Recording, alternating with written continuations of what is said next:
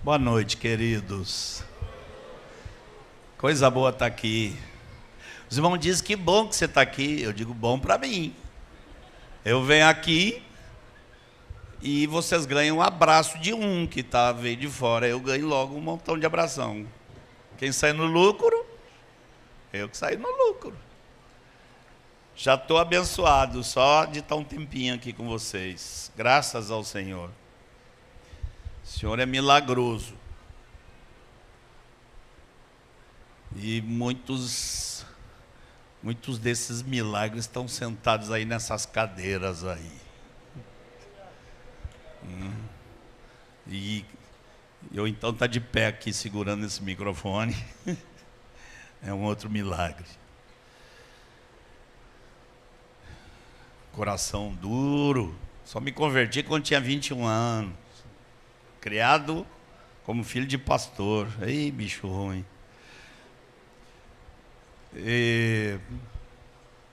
Feliz demais em retornar breve, né? Quanto tempo tem que a gente teve aqui? Não tem um ano. Novembro. 10 meses. Está melhor do que antes, né? Hã? Fim de novembro, início de dezembro. Amém. Eu estou falando para esse pessoal. Se eu começar a vir aqui, vai ter uma hora que vocês vão começar a orar de Senhor, segura Marco lá que a gente não aguenta mais. Em alguns círculos eu sou conhecido como o chato. Sou chato. E eu não tenho problema não. O pessoal diz, Marcos, você é muito chato. Eu digo, bem, tudo bem. Aqui ainda não.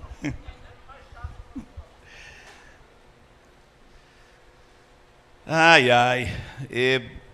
Na verdade, essa semana estava orando, sabendo que ia ter essa reunião. Fala o quê para esse povo? Aí tinha umas 4 ou 5 pregações, tinha que escolher, né? Se é essa ou essa. Mas hoje a gente estava orando, e o Senhor deu alguns textos aqui enquanto a gente orava. Queremos buscar falar da forma mais simples que pudermos. E o evangelho não é complicado, ele é meio difícil. É meio difícil porque a gente entra nele e tem que sofrer. Mas não é complicado. Eu queria convidar os irmãos para abrirem em Hebreus, capítulo 12.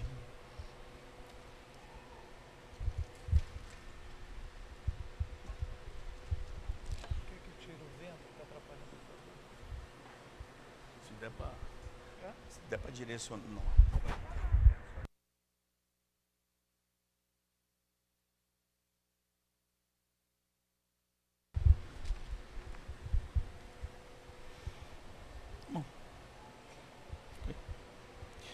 Hebreus capítulo 12.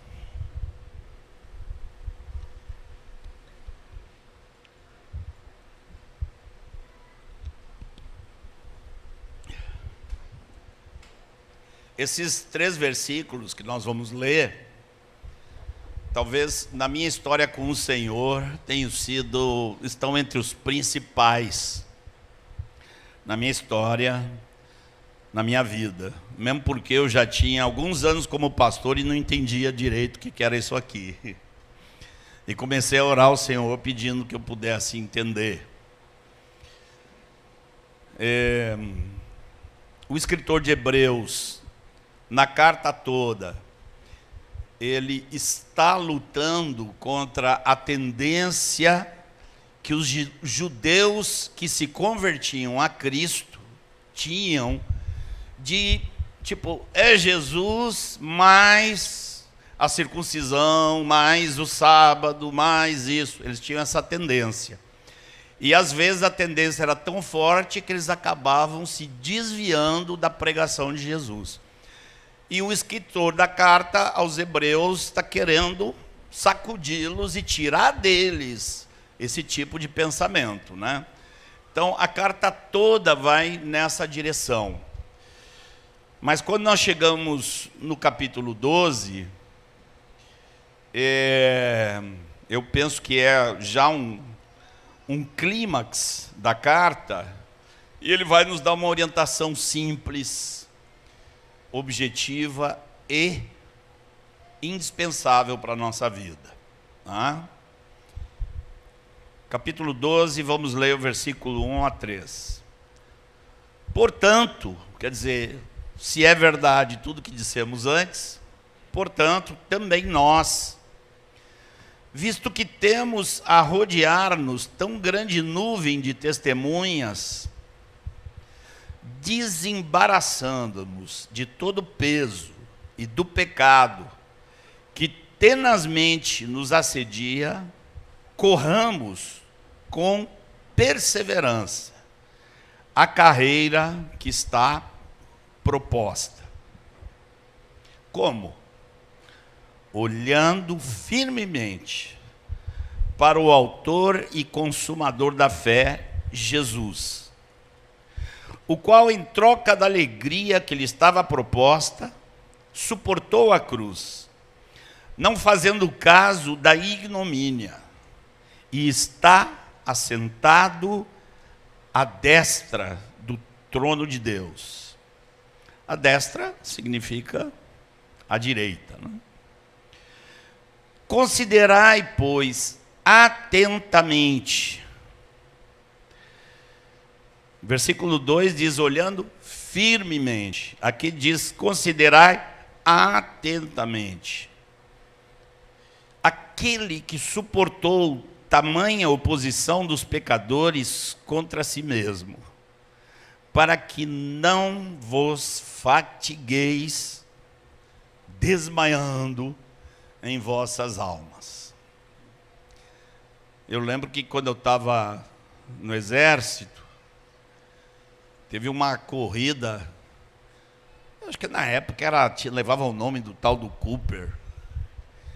Era uma corrida de 3.200 metros. E a turma que corria, éramos 36 alunos do curso de artilharia.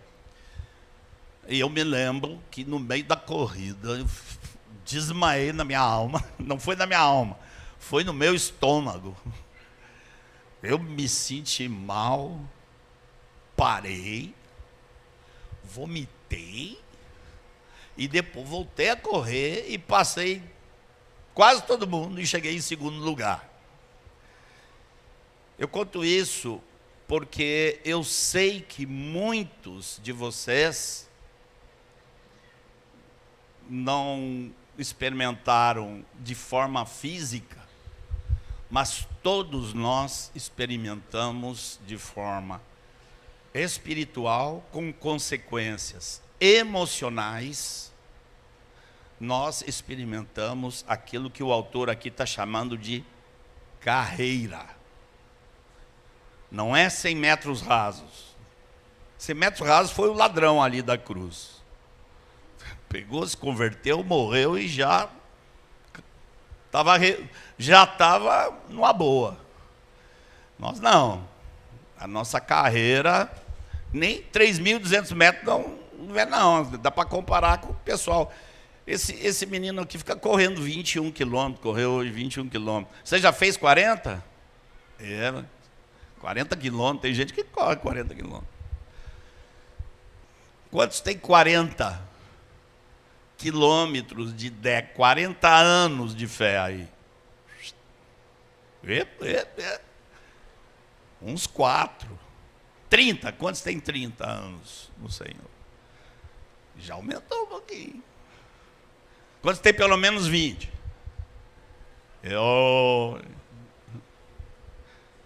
10. Ó, muita gente nova aqui. 5 anos. 5 meses.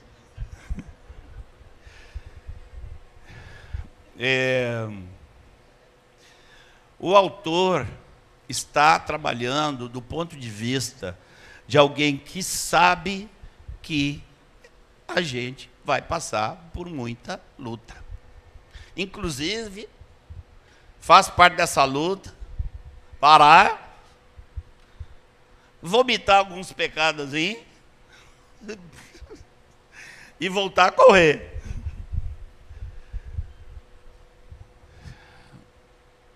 E ele está dando o formato. Como é que a gente faz isso?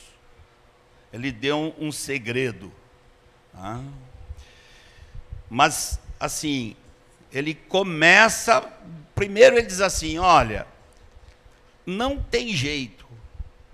O pecado vai ficar correndo atrás de você. Aqui, olha aqui, ó. Versículo 1. Desembaraçando-nos de todo peso. O que é peso? São coisas que às vezes a gente coloca na nossa vida que não necessariamente sejam pecado. Tem muita coisa que não é pecado, que pesa e fica você querendo correr com aquela mochila de 50 quilos nas costas. E ele está falando, desembaraçando-vos do peso, e ele fala que o pecado está correndo atrás de nós. Olha aqui, tenazmente nos assedia. Tenazmente. Todo dia vem ele, vem com, seja lá com o que for, às vezes com debilidades pessoais nossas, hábitos que a gente teve por anos. E o pecado fica atrás de nos derrubar e assim, grudado ali. Se você parar e ficar 10 segundos parado, ele alcança você. Ele está falando aqui de corramos, mas não é uma corrida rápida. Corramos com perseverança. Amém? Quantos aqui querem correr? Nós falamos do passado e daqui para frente. Quantos vão correr? Correr com perseverança. E não é simplesmente correr com a frequência de reunião numa congregação. É correr a carreira que está proposta. Amém? Qual é a chave? Olhando firmemente. Isso aqui eu acho que eu já tinha uns 10 anos de convertido. Quando eu fui ler, digo, eu não sei que negócio é esse. Que negócio é esse de olhar firmemente para o autor e consumador da fé? O que é isso? Alguns pensam que olhar firmemente para o autor da consumador da fé, chega numa reunião, fechar os olhos assim, imaginar ele sentado lá num trono assim, brilhando, aí eu estou olhando. Gente, não tem nada a ver com nossa imaginação. O que é olhar firmemente para o autor e consumador da fé? Eu acho que eu levei uns 2, 3 anos para entender. Comecei a orar, pedir ao Senhor, e é tão simples. É você olhar firmemente para Jesus, é você colocar a tua mente, buscar colocar tuas emoções, o teu ser interior, em cima de tudo que a palavra de Deus diz sobre Jesus. Não é para você imaginar uma figura. Hoje nós cantamos aqui cânticos que tem a ver com coisas que a palavra de Deus diz sobre Jesus.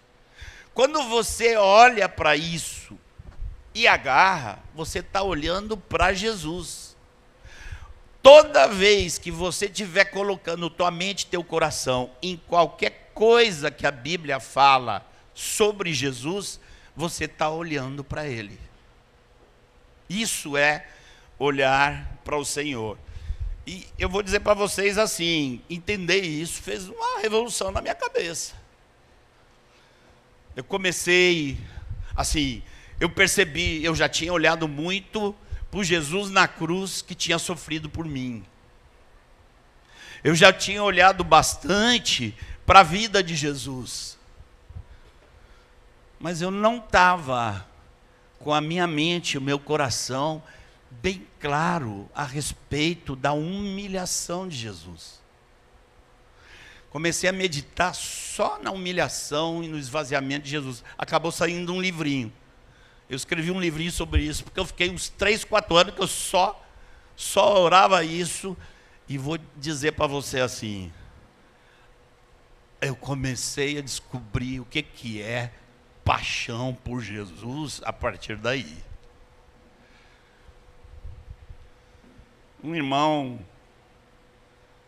está insistindo, um irmão que estava há algum tempo insistindo, veio para mim falar: Marcos, a igreja tem dificuldade para entender o amor do Pai, nós temos que falar mais sobre a paternidade de Deus e o amor do Pai. Eu me lembro que eu cocei a cabeça, eu disse: tem certeza? O amor de Deus está espalhado para tudo que é lugar. Onde você vê tem o amor de Deus. Eu acho que a dúvida nossa é se nós amamos a Deus, não se Ele nos ama. Eu acho que a igreja precisa saber se a igreja está amando o Pai. É claro que os mais novos, às vezes, pode não ter isso. Eu, logo que me converti, eu não fiquei assim: Jesus. Eu não fiquei assim, não. Eu fiquei muito encantado com a igreja, porque a igreja, os irmãos e não sei o quê.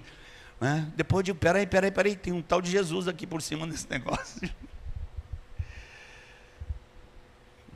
Tudo o que se refere a Jesus, quando trazemos a nossa mente, transformamos em oração, é contemplação de Jesus.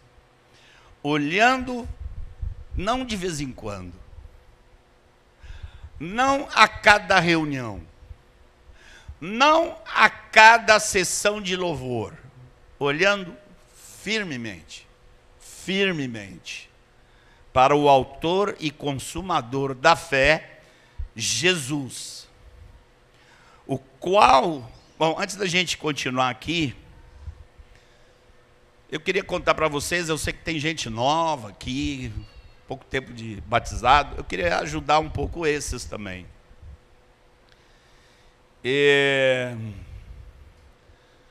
Como eu estava dizendo para vocês antes, eu sou filho de pastor, fui criado, mas pensa numa coisa que eu não gostava, era a igreja.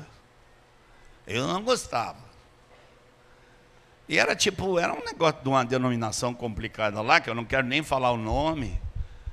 Eu não gostava e até hoje não gosto daquele ambiente. Eu com 14 anos resolvi ir viver minha vida. Eu queria contar uma coisa aqui sobre a minha vida para alguns aqui que são pais. Minha conversão foi um milagre completo. Mas assim, quando eu comecei a sair todo sábado de noite, era para alguma farra, eu chegava em casa 3 da manhã, 4 da manhã, 5 da manhã, geralmente com os tragos na cabeça. Gente, minha mãe estava na janela, orando, me esperando. Minha mãe lá. Aí eu ficava com a vergonha, eu me escondia assim. E uma vez, 2 vezes, não estou dizendo que as mães têm que fazer isso, viu? Ela, depois de um tempo, diz: ó, meu filho, não aguentei mais, não dá mais. Eu te larguei, não dá. Eu só não vou largar você nas minhas orações. Aí minha mãe mudou de tática. Aí quando eu chegava da rua, que eu entrava no meu quarto, o que tinha em cima do meu travesseiro? Uma Bíblia aberta. Aí eu ia ler um pouquinho, por respeito a ela. Pô, não vou fazer desfeita para amanhã. Ela botou a Bíblia aqui. Amanhã ela vai perguntar: você leu? Eu vou dizer: li. Né? Aí eu pegava. Brrr. E numa dessas noites, foi a primeira vez que eu tive um deslumbre da pessoa de Jesus. Eu estava lendo, ela tinha deixado aberta no Evangelho de João, Eu estava lendo aquilo ali. E quando eu chego em João 10:10, quem lembra aqui o que tem em João 10:10? Meus pais insistiam na minha conversão. Eu me lembro que eu tinha certeza que eles estavam certos. Mas eu pensava assim, eu dizia, pai, eu primeiro quero aproveitar minha vida. Depois eu me entrego para Jesus, mas deixa eu aproveitar a vida primeiro. Que burrice, hein? A burrice começa a ficar chocada quando eu leio João 10:10. Está escrito lá, o ladrão vem para roubar, matar e destruir. Eu vim para que vocês tenham vida, e vida em abundância. Gente, o negócio de Deus é esse. É uma pessoa chamada Jesus. Esse é o negócio de Deus na história humana. E eu, quando li aquele texto, eu tomei um choque, e pela primeira vez eu vi. E eu pensei assim, uau, eu digo para o meu pai que eu quero aproveitar a vida, e vem esse homem me dizendo que a vida é ele.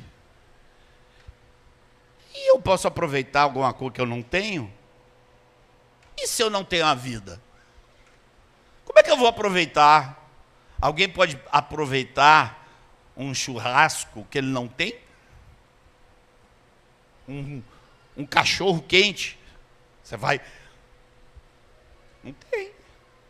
E eu, pela primeira vez, o Espírito Santo me mostrou ali, sobre Jesus. Aqui, ó. Sem Ele, você está morto. Não é que você vai morrer um dia. Você está morto, porque você não tem vida. E minha vida complicou. Eu me lembro que depois disso, eu estava com os colegas lá, a gente saía, ficava tomando, e eu falava para eles, nós estamos tudo errado aqui, os crentes que estão certos. O negócio é o tal de Jesus e o resto é bobagem. Eles olhavam para mim assim. Eu me lembro já no fim desse período, poucos meses antes da minha conversão, eu estava sentado, no meio de uma balada lá, com um copo de uísque na mão, olhando aquele povo, mas que povo idiota, que povo estúpido. Mas o mais estúpido aqui sou eu, porque eles estão aqui pulando e eles não sabem nada, e eu sei e estou aqui. O mais burro de todos sou eu aqui. Eu posso ser chato comigo, né? Eu posso chamar eu de burro, não posso? Muito burro. Aos 21 anos de idade eu vou me converter. Eu queria dizer uma outra coisinha aqui, porque eu me lembro de minhas dúvidas, e eu sei que faz parte dessa carreira, principalmente no início, ter algumas dúvidas. Às vezes gente mais nova, gente mais jovem, fica lá, vai para o sistema aí educacional, vai para uma faculdade, começa a ouvir besteira e fica com dúvidas. Eu queria dizer para vocês como vencer dúvidas. Como vencer dúvidas? Olhando para Jesus. Gente, o negócio é tão simples que chega a ser assustador. Vou falar da forma negativa. O que nós não defendemos?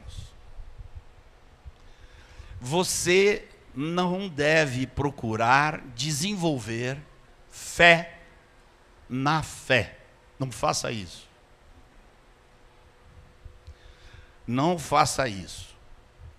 Tem muito disso dentro da igreja. Fé na fé. Aí eu tenho fé. Quando o cara me diz eu tenho fé, o que Deus te falou? Eu disse, não falou nada. Eu digo, como é que você tem fé?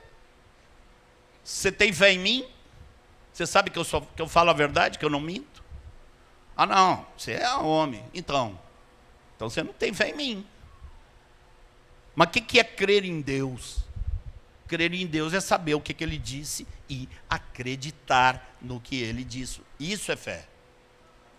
A fé é numa pessoa, a fé não é nela mesma.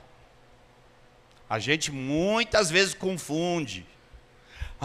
Fica assim, aí vem no meio da reunião, vem uma emoção, a gente diz, agora eu tenho fé. Peraí, calma. A fé pode produzir emoção. Eu muitas vezes choro. Quando vejo coisas, quando o Espírito Santo me lembra coisas, eu fico emocionado.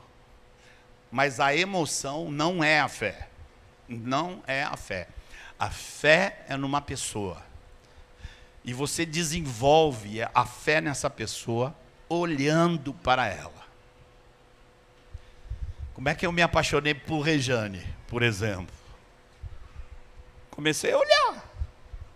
Conversava, depois olhei de novo. Depois olhei, daqui a pouco eu digo, eu acho que eu estou ficando apaixonado.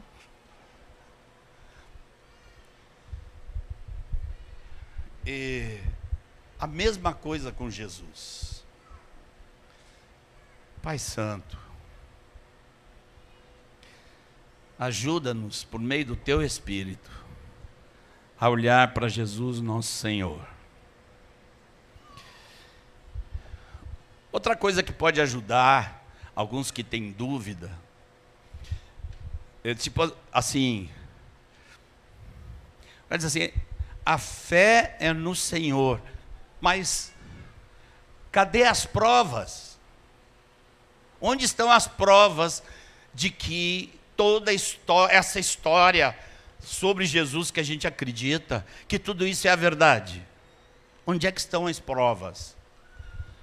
Irmãos, repito, nós não temos fé na fé. Nós temos fé numa pessoa.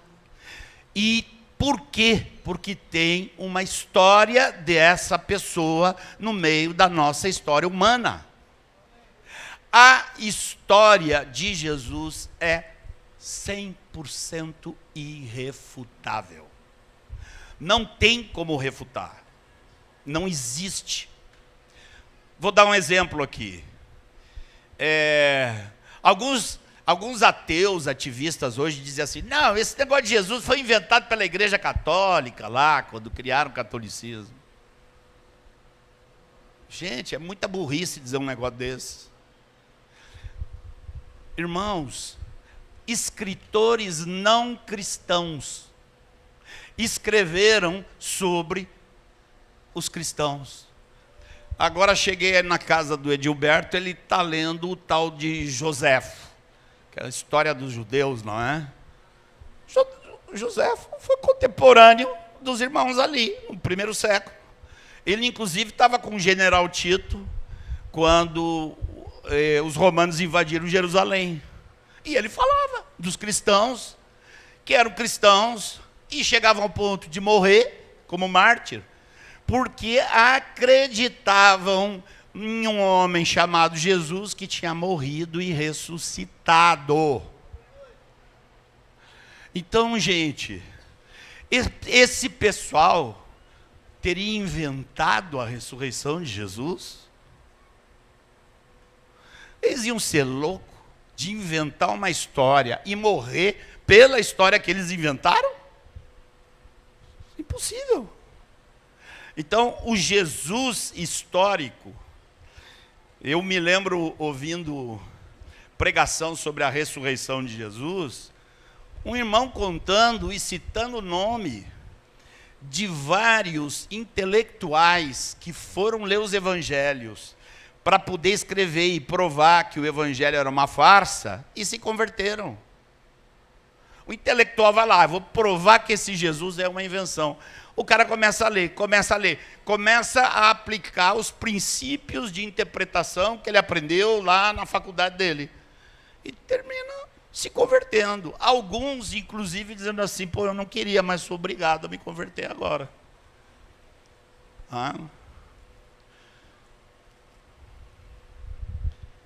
Voltando aqui a Hebreus 12. O versículo 2, ele vai falar de muitas coisas que nos interessam de forma muito particular. O versículo 2 fala de um Jesus que, fez um negócio. Quando a gente faz uma troca, não é um negócio? Aqui Jesus está dizendo, Jesus em troca da alegria que lhe estava proposta. Então, diz que ele suportou a cruz. Mas como é que ele conseguiu suportar aquilo? Lembrando, aqui nem fala sobre a dor. Jesus nunca teve medo da dor que ia sofrer na cruz. O que apavorava Jesus era que ele sabia que o Pai ia transformar ele em pecado. Aquele que não conheceu o pecado, Deus o fez pecado por nós. E ele sabia o pior de tudo. O Pai ia virar as costas para ele. Ia dizer, não posso estar contigo. E isso é o que aconteceu na cruz, a ponto de que nesse momento ele ficou meio ignorante. Ele já sabia tudo, mas naquela hora ele diz, Pai, por quê? Por que me abandonaste? Jesus estava com dúvidas. Por quê? Porque ele estava sendo feito pecado por nós. Mas aqui está falando que era em troca de uma alegria.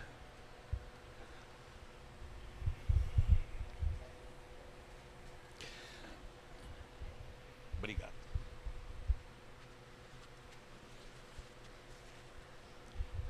Em troca do quê?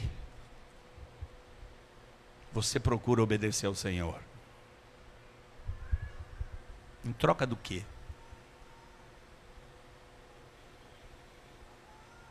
É que se você espera em troca de teus sacrifícios pelo Senhor. Jesus, o que fez em troca da alegria que lhe estava proposta. Eu penso, assim, não diz o texto, mas pelo que a gente conhece de Jesus, eu penso que essa alegria que estava proposta para Jesus eram duas coisas.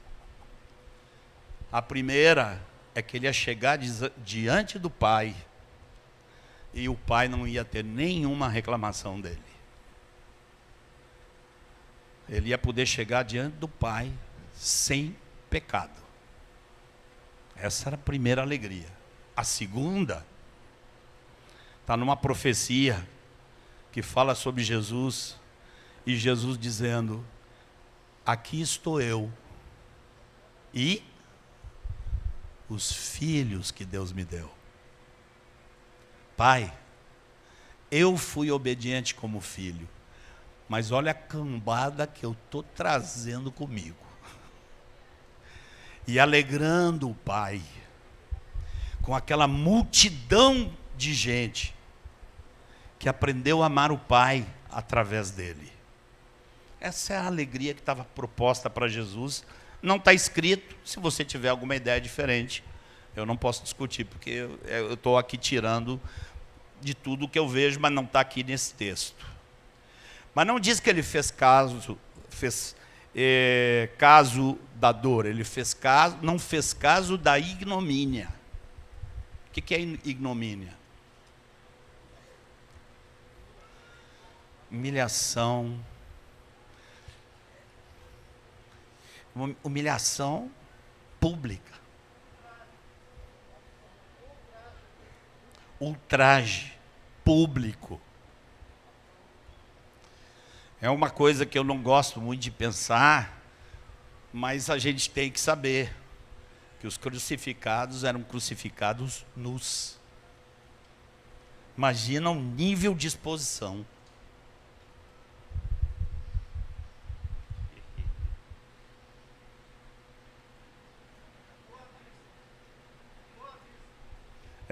Tem que refazer meu estoque de lenço, começar a trazer quando vier.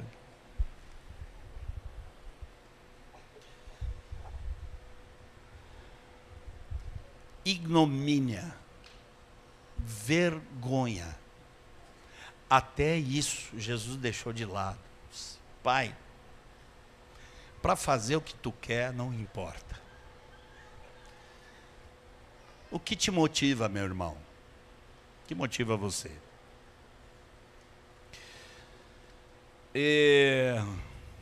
Eu queria falar um pouquinho com vocês. Não sei se já falei numa outra vinda aqui, mas hoje, quando nós estávamos orando, me veio isso à mente. Eu digo, se eu já falei, repito.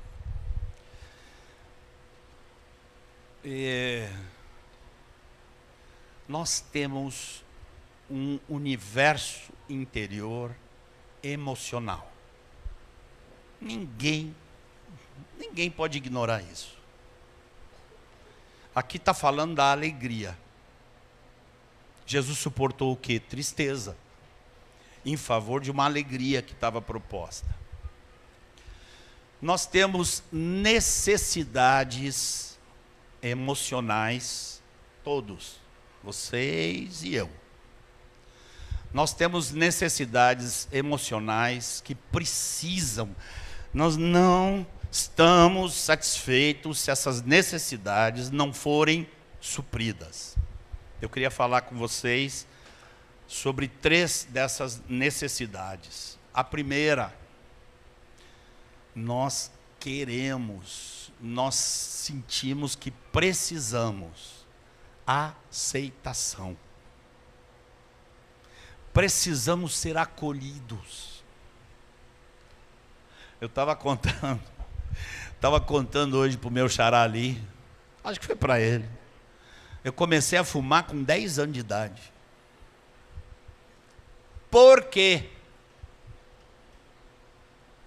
Porque a gurizada toda estava fumando. E se eu não fumasse, eu era o bobo. Eu não sabia que na verdade eles eram os bobos e eu me tornei um bobo, né? Mas eu comecei a fumar para ser aceito na roda. Muito do que um adolescente faz, principalmente quando assim está fora da igreja, é tentar se comportar de uma maneira que os demais o aceitem. Você quer ser aceito, você precisa, eu também. Nós queremos mais do que aceitação. Tem que ser uma aceitação assim que nos sintamos acolhidos. Outra necessidade, escuta aqui, só mais uma coisinha. Se você quer ser aceito, isso é pecado? Você querer ser amado, é pecado? Não é? Por que não? Como eu provo que não é pecado? Ué, Deus quer ser amado por nós. Então, se querer ser amado é pecado, isso faz parte da imagem de Deus que foi colocada em nós. Essa necessidade emocional de sermos aceitos. Outra necessidade, segunda necessidade que nós temos, é de que ali naquele lugar onde fomos aceitos, nós precisamos nos sentir participantes. De alguma maneira, aqueles que me aceitaram, eles têm alguma dinâmica. E depois que eu me sinto aceito, eu vou me perguntar assim: e quem sou eu agora no meio dessa gente? Então eu preciso ser participante. Eu preciso ser cooperador daquilo que está acontecendo ali. Então, necessidade de aceitação, necessidade de participação, e há uma terceira necessidade, também lícita: propósito. Quanta gente aí fora está doido, porque não sabe para que vive. Cara, olha assim, para que eu existo? Você pega pessoas, por exemplo, que se suicidaram por causa de depressão, uma das principais coisas é essa: eu estou fazendo o que aqui? Não sei nem para que eu existo. Aí vai lá e se mata. Porque essa necessidade não está suprida. Qual é a nossa tendência forte?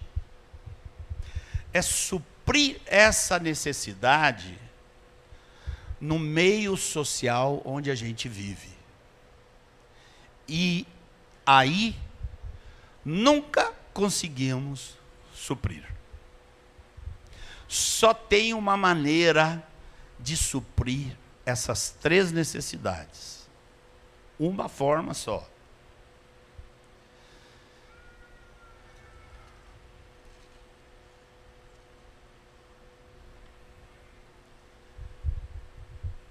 E quando você não as tem supridas, você vai ficar buscando e vai fazer bobagem. Como? Vamos olhar para Cristo. Mas não vamos olhar somente para Jesus. Porque Jesus veio aqui e o que ele mais falou foi do Pai, do Pai, do Pai, do Pai. Depois, antes de ir embora, ele disse: vai vir outro, o Espírito Santo.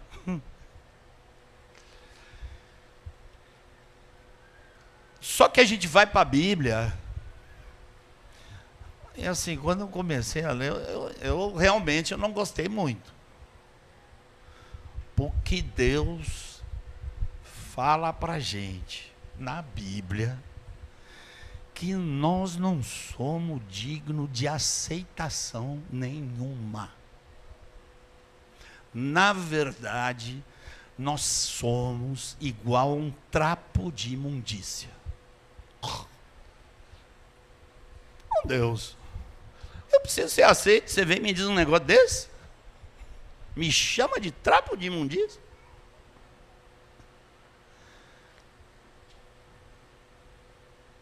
O que mais? Você vai a Deus e ele diz: você é completamente incapaz. Você não é capaz de fazer nada. Não, peraí, Deus. Isso aqui. Não. O que você faz, eu te dei. Até quando no primeiro nascimento, eu já te dei umas coisas aí. A capacidade não é sua, quem deu fui eu. Se eu tirar, você não sobra nada. Ai, não estou gostando desse Deus. Terceira coisa: sua vida vai terminar num lago de fogo. Esse é o propósito pelo qual você vive. Não estou gostando desse Deus. Deus, espera aí. Vamos começar aqui olhando para o meu filho. Irmãos,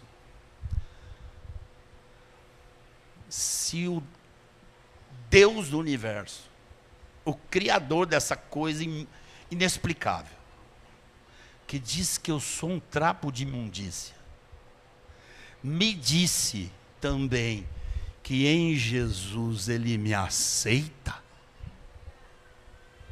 venha, venha. Vem por meio de Jesus, venha. E nos abraça. Acabou. Então, a coisa começa por aí. Se eu entendi que Deus me aceitou e me amou, isso vai começar a trabalhar nas minhas motivações. E não é aos irmãos que eu tenho que agradar. Não é aos irmãos. Embora os irmãos vão me ajudar a entender o que eu tenho que fazer para agradar ao Pai. Os irmãos vão ajudar nisso. E a gente tem que ouvir uns aos outros. Mas não é para ser aceito por eles que nós vamos nos esforçar. Nós vamos nos esforçar, nem é para ser aceitos por Deus. Nós vamos nos esforçar porque Deus já nos aceitou. E você olha para Ele. Irmãos, eu tenho dito, e assim, desde que eu comecei a entender um pouco mais isso aqui, irmãos, por onde a gente vai, os irmãos abraçam, os irmãos falam que você é isso, que você é aquilo. Digo, amém, que bom, graças a Deus. Mas eu tenho hoje uma necessidade que ainda não foi suprida, só vai ser lá no fim. E eu tenho dito isso para tudo que é lado. O que eu quero na minha vida é chegar lá e ver um sorriso. Sorriso. Já pensou? Você chega lá e diz: servo bom e fiel. Acabou. A toda a eternidade, tudo já está. Imagina Jesus sorrindo para você. Agora deixa eu te falar uma coisa. Hoje, agora, Ele pode sorrir para você ou não. Depende do que está guiando o seu coração. E a segunda necessidade de participação. Jesus está indo embora e diz para os discípulos assim: sem mim, vocês não podem fazer nada. Sim, Senhor, e eu estou indo embora. Uau, como é isso? Sem mim, nada podeis fazer. E começa a falar que vai embora. Qual é a solução? Meu Pai vai enviar o outro, o Consolador. Nós somos todos incapazes de cooperar. E a primeira coisa a fazer é reconhecer isso. E depois buscar que o poder do Espírito Santo esteja na nossa vida. Não é nós. É Deus por meio do seu Espírito. Eu me lembro que eu ficava lá, vinha numas reuniões, mas eu não conseguia deixar de fumar. Aí eu digo, eu não sou da família de Deus, como é que um fumante... Você sabe aquela piada que inventaram do que é um cigarro, né? Cigarro é um cilindrozinho assim, que numa ponta tem fogo, na outra a boca de um bobalhão. E eu me sentia um bobalhão, eu dependia daquilo. Eu me lembro de pegar assim para o meu pai, pegar um maço de cigarro aqui, ó, pai, larguei, ó. Uma hora depois eu estava lá no boteco comprando outro. Aí eu digo, que crente que eu vou ser desse jeito? E eu fiquei ali, naquele período, convicto de que eu era completamente incapaz. Até o dia que eu recebi o dom do Espírito Santo. E minha vida fez assim. Eu cheguei no dia seguinte no trabalho, olhei em cima da escrivaninha de um colega, estava lá um maço de cigarro. E vou dizer para vocês, me deu uma vontade de pegar um. Deus não me tirou a vontade, não. Mas Deus disse, eu sou maior do que o cigarro. Eu olhei para aquele troço lá e disse, você não me escraviza mais. Tchau. Eu bem que queria fumar umzinho, mas não vou. Por quê? Porque o Espírito Santo tinha sido derramado sobre minha vida. E propósito? O propósito é do Pai. Tem um texto que eu acho difícil de ler, porque ele tem uma linguagem complicada. Mas vamos dar uma lida? Vamos tentar. Efésios, capítulo 1. Nós vamos ler um texto um pouco mais extenso, mas eu prefiro que, em vez de eu ficar explicando aqui, a gente leia o que Deus já explicou. Está tão bem explicado aqui. Embora tenha aquele negócio que os tradutores são literatos, eles pegam, botam numa linguagem rebuscada, né? Mas o que está sendo instruído aqui é muito simples. Vamos ler desde o versículo 1, tá? Paulo, apóstolo de Cristo Jesus, por vontade de Deus, aos santos que vivem em Éfeso e fiéis em Cristo Jesus. Graça a vós outros e paz da parte de Deus nosso Pai e do Senhor Jesus Cristo. Bendito o Deus e Pai de nosso Senhor Jesus Cristo, que nos tem abençoado com toda sorte de bênção espiritual nas regiões celestiais em Cristo. Não está falando aqui daquilo que é o material com o qual nós convivemos. Está falando de toda sorte de bênção espiritual nas regiões celestiais em Cristo.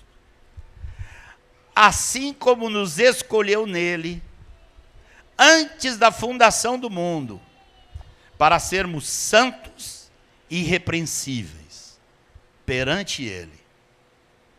E em amor nos predestinou para ele, para a adoção de filhos. Irmãos, uma das coisas que eu mais gosto de ler quando eu estou lendo o Evangelho é quando Jesus vira para as mulheres que viram ele depois de ressuscitado e diz: diga para os meus irmãos que eu vou subir para meu Deus e vosso Deus, para o meu Pai e vosso Pai. Irmãos, Jesus nos deu o Pai dele. O que nós vamos ficar com minhoca na cabeça? Se Jesus nos deu o Pai dele. E tipo assim, ó, a adoção não é igual à adoção natural. Porque hoje nós podemos adotar filhos, não é? Segundo a carne. Mas nós não conseguimos, quando adotamos um filho, transferir a nossa natureza para eles. Eles vão continuar com todo o sistema deles, com a hereditariedade dos pais que geraram ele. Agora Deus não. Deus, quando nos adota, ele nos faz coparticipantes da natureza divina. Eu pergunto, como é que nós não vamos ser resolvidos? Se ele nos aceitou, nos capacitou e nos acolheu como filho e botou um propósito para a nossa vida. A nossa vida está resolvida, irmãos, em Deus. Em amor nos predestinou para Ele, para a adoção de filhos, por meio de Jesus Cristo, segundo o beneplácito da sua vontade, para louvor da glória da sua graça, que Ele nos concedeu gratuitamente. Não foi de qualquer jeito. Ele nos concedeu gratuitamente no amado. O amado dele teve que vir para que nós recebêssemos essa adoção, no qual temos a redenção pelo seu sangue, a remissão dos pecados, segundo a riqueza da sua graça, que Deus derramou abundantemente sobre nós, em toda a sabedoria e prudência, desvendando-nos o mistério da sua vontade. Aqui vem umas palavras complicadas, né? Segundo o seu beneplácito. Beneplácito tem tipo, é como um bom desejo, uma intenção boa. Isso é beneplácito. Segundo o seu beneplácito que propuseram em Cristo. Agora olha esse versículo aqui, irmãos. Eita coisa boa. De fazer convergir nele, na dispensação da plenitude dos tempos, todas as coisas, tanto as do céu como as da terra. Irmãos, essa confusão a respeito de Jesus, que tem na terra toda, um dia vai acabar. Vai acabar. As mentiras vão ficar desnudadas. Jesus Cristo vai ser conhecido de todas as criaturas. Inclusive o diabo vai se ajoelhar. Você quer melhor que isso? Vou abrir um parentezinho aqui. E essa história sobre a volta de Jesus, acabou que na igreja virou uma confusão teológica tão grande, que alguns não querem nem saber. E já teve irmão que me disse assim, para que eu tenho que ficar falando da vida de Cristo? Daqui a pouco eu vou morrer, vai ser igual, eu vou estar com Ele. Não entendeu nada quem falou isso. Não entendeu nada. É claro que eu vou estar com Ele, mas a vinda dele tem muito mais do que eu estar com ele. A vinda dele tem a glória completa dele. E se eu o amo, eu amo a sua vinda. Eu amo a sua vinda. Todas as mentiras sobre ele serão desfeitas. Todas. Se você ler em 2 Tessalonicenses, diz inclusive que ele vai ser glorificado nos seus santos. Como é que vai ser isso? Nós vamos ressuscitar e todo esse povo rico e poderoso que está por aí vai olhar assim e vai dizer: aquele povinho bobo que se reunia para cantar, e está nós lá, ressurretos, brilhando junto com Jesus. E o povo de boca aberta. E Jesus glorificado no seu povo. Senhor, derrama sobre nós a intenção de te agradar, a retribuição do teu amor, a capacitação do teu Espírito, e que nosso coração seja escravo do teu propósito, assim como Paulo fala claramente como ele era prisioneiro do teu propósito e avançava para as coisas que estavam diante dele, buscando que a imagem do Senhor se manifestasse nele. Senhor, que cada um dos santos aqui, mesmo daqueles mais novinhos, seja tomado de desejo de olhar para Ti. Às vezes queremos olhar muito onde estão Teus favores. Senhor, nos ensina a olhar para Ti, Te amar, ter o nosso coração invadido pelo desejo de Te agradar.